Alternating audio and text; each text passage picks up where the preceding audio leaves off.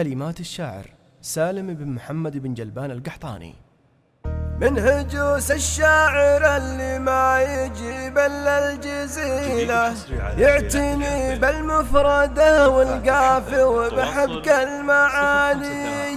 يا سلام الله على اللي كل شان ترتكي له، آل جابر فزعة المظيوم وطول اليماني.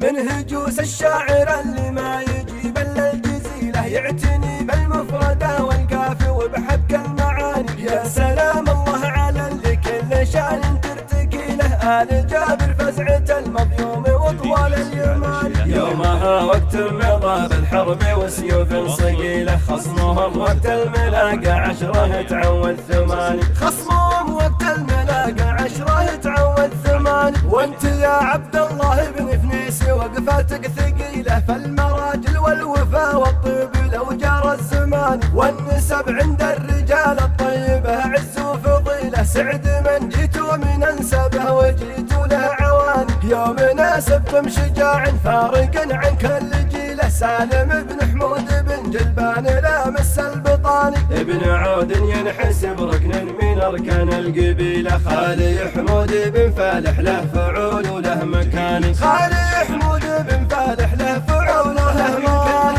الجلبان اهل ردة البراق ومن مهيله، لا بتم خلق فيهم لا بخيل ولا جبان. القروم اللي منه قدح خشم الفتيلة، يردون الموت من هقواتهم والعمر فاني. القروم الليلية منه قدح خشم الفتيلة، يردون الموت من هقواتهم والعمر فاني. يردون الموت من هقواتهم والعمر فاني. من هجوس الشاعر اللي ما يجيب الا الجزيلة، يعتني بالمفردة والقافية وبحبك المعاني. يا سلام الله على اللي كل شان ترتكي له، آل جابر فزعة المظيوم وطول اليماني. يومها وقت مضى بالحرب وسيوف صقيلة، خصمهم وقت الملاقى 10 تعود 8. خصمهم وقت الملاقى 10 تعود 8. وانت يا عبد الله بن فنيسي وقفاتك ثقيلة، فالمراجل والوفا والطيب لو جرى الزمان. والنسب عند الرجال الطيبة عز وفضيلة، سعد من جيتوا من انسبه وجيتوا له عواني. يوم ناسبكم شجاع